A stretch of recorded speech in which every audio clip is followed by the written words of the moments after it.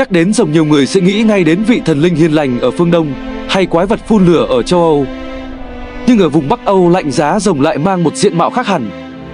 Chúng không phải là sinh vật chỉ sống trong những câu chuyện cổ tích mà là một phần máu thịt của lịch sử. Chúng gắn liền với ngày tận thế Ragnarok với những con tàu Viking lướt sóng. Đối với người Viking, rồng là hiện thân của các thế lực nguyên thủy, của sự hỗn loạn và hủy diệt. Chúng xuất hiện trong những câu chuyện thần thoại, nơi các vị thần phải chiến đấu để bảo vệ vũ trụ. Hình ảnh rồng được khắc trên những chiếc thuyền Raka, với đầu rồng dữ tợn hướng về phía trước, như một lời thách thức gửi đến những con sóng dữ và kẻ thù. Khi những chiến binh Viking ra khơi, họ mang theo nỗi kinh hoàng của rồng, biến những con tàu của mình thành những lưỡi gươm vĩ đại rẽ nước. Bên cạnh đó, rồng còn là mối đe dọa từ sâu thẳm lòng đất, là biểu tượng của sự hủy diệt, của kết thúc, nhưng cũng là sự khởi đầu của một thế giới mới. Giờ đây, hãy du hành đến vùng đất khắc nghiệt của xứ sở Scandinavia, nơi biển cả lạnh lẽo vỗ bờ, nơi cuộc sống là một cuộc chiến không ngừng nghỉ với thiên nhiên. Người Viking sống dựa vào những chuyến hải trình, vào những cuộc chinh phạt để tồn tại. Chính tại vùng đất này, một nền văn hóa và thần thoại đầy tính biểu tượng đã ra đời, nơi mỗi loài sinh vật đều phản ánh một khía cạnh của tự nhiên, của chiến tranh và của số phận con người. Trong thế giới quan ấy, rồng không phải là những vị thần hiền lành hay kẻ gác cổng cho kho báu.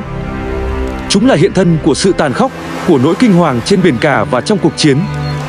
Rồng không bảo hộ mùa màng, cũng không đơn giản là quái vật. Chúng là những thế lực nguyên thủy, gắn liền với lưỡi rìu của chiến binh, với cái chết, và đỉnh điểm là sự hủy diệt trong ngày tận thế. Rồng là biểu tượng của sự hỗn loạn, nhưng cũng là sức mạnh mà người Viking khao khát để chinh phục. Nếu những con rồng trên thuyền Raka gieo rắc nỗi kinh hoàng trên biển cả, thì một con rồng khác lại mang đến sự hủy diệt từ sâu thẳm lòng đất. Nó là Nidok, kẻ gặm nhấm xác chết. Nó không phải kẻ săn mồi trên bầu trời, mà là một thực thể của sự mục ruỗng, một con rồng khổng lồ đang ẩn mình dưới gốc cây Yggdrasil, cây thế giới nối liền 9 cõi. Cuộc đời của Nidok là một sự tồn tại đen tối và cô độc. Hàng thế kỷ nó miệt mài gặm nhấm những bộ rễ của cây Yggdrasil, từng chút một bào mòn sự sống của vũ trụ. Mỗi vết răng của nó là một lời nhắc nhở không ngừng về sự mong manh của thế giới, về một ngày tận thế không thể tránh khỏi. Nhưng Nidok không chỉ đơn thuần là gặm nhấm, nó ăn thịt những xác chết, hút máu từ những kẻ đã chết một cách hèn hạ và đê tiện, khiến linh hồn của họ vĩnh viễn không thể siêu thoát. Sự thối rữa của xác thịt và sự độc ác của linh hồn đã nuôi dưỡng nó, biến nó thành một biểu tượng sống của sự mục nát và cái ác. Nó là mối đe dọa thầm lặng, là nỗi sợ hãi từ bên trong. Không ai biết chính xác nó trông ra sao, chỉ biết rằng sự hiện diện của nó là một vết thương hở, một vết nứt đang ăn mòn từ bên trong. Người Viking hiểu rằng sự hủy diệt không phải lúc nào cũng đến từ một cuộc chiến ồn ào. Đôi khi nó đến từ một cái gì đó đang âm thầm gặm nhấm, phá hủy nền tảng của mọi thứ. Nidok chính là hiện thân cho nỗi sợ hãi đó. Và rồi khi tiếng kèn Gjallarhorn vang lên báo hiệu ngày tận thế Ragnarok, Nidok cuối cùng cũng bay lên. Nó không phun lửa, không gầm thét, mà trỗi dậy từ cõi địa ngục Niflheim, mang theo những cánh buồm làm từ móng tay của người chết. Nỗi kinh hoàng tột cùng không phải là sự tấn công dữ dội, mà là sự xuất hiện lặng lẽ đầy chết chóc của Nidok, báo hiệu sự sụp đổ không thể đảo ngược của 9 cõi. Nó là kẻ kết thúc, là tiếng chuông báo tử cho một thế giới đã quá mục giữa. Trong thần thoại Bắc Âu, không phải mọi con rồng sinh ra từ cây Yggdrasil hay biển cả. Một số rồng từng là con người như Fafnir, con trai của Rey. Ban đầu là một người đàn ông giàu có, nhưng lòng tham vô hạn đã biến hắn thành một con rồng khổng lồ canh giữ kho báu bị nguyền rủa. Người ta kể rằng nơi hắn cư ngụ, núi non lạnh lẽo, gió hú và bóng tối bao phủ quanh năm.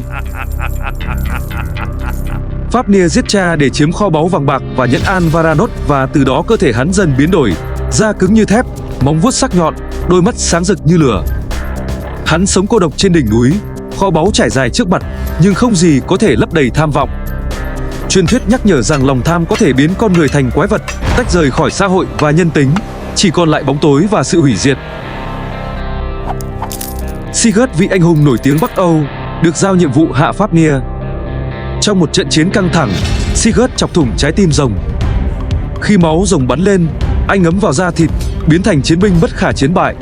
Khoảnh khắc ấy không chỉ là chiến thắng, mà còn là minh chứng rằng sức mạnh luôn đi kèm nguy cơ, và những bí ẩn của thế giới thần thoại vẫn còn ẩn sâu trong bóng tối. Fafnir không chỉ là một con rồng vật chất mà là biểu tượng sống động của lòng tham, quyền lực và hậu quả của dục vọng quá mức. Trong bóng tối Bắc Âu, hắn vẫn là lời nhắc nhở huyền thoại, mọi quyền lực đều có cái giá, và đôi khi quái vật lớn nhất chính là con người bên trong ta. Khi nhắc đến các truyền thuyết rồng trong thần thoại Bắc Âu, các vị học giả đã có những tranh cãi nảy lửa về chúng. Với Nidok, có kẻ coi nó hiển nhiên là ác quỷ, chuyên gặm nhấm sự tồn vong của thế giới. Nhưng cũng có người lại đưa ra lập luận Nidok chẳng phải quái vật mù lòa, mà là quan tòa trong màn đêm, thi hành bản án cho những linh hồn tội lỗi. Vậy nó là kẻ hủy diệt, hay là định mệnh tất yếu giữ cho vũ trụ khỏi nghiêng lệch? Bên cạnh đó, trong cơn bão Ragnarok giữa tro tàn cháy đỏ, Nidok hiện hình, tung cánh trên xác chết của thời đại cũ. Nhưng rồi tất cả đều lặng đi, thần thoại không hé thêm một lời về số phận cuối cùng của nó.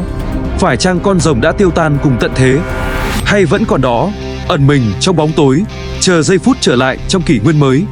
Chính sự im lặng này biến nó thành bóng ma vĩnh cửu của trí tưởng tượng, vừa xa xăm, vừa rùng rợn. Một tranh cãi khác đó là hình tượng rồng trên mũi tàu Viking. Chúng là bảo hộ hay tà thuật? Trên biển khơi mịt mù, những chiến thuyền Viking lao đi với mũi thuyền chạm khắc đầu rồng dữ tợn. Có người tin đó là thần hộ mệnh xua tà ma, đưa đoàn thủy thủ vượt sóng bão an toàn.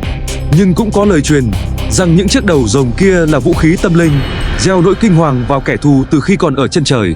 Trong hình bóng ấy, rồng không chỉ là biểu tượng mà còn là linh hồn của chiến tranh, vừa che chở, vừa gieo ám ảnh bất tận.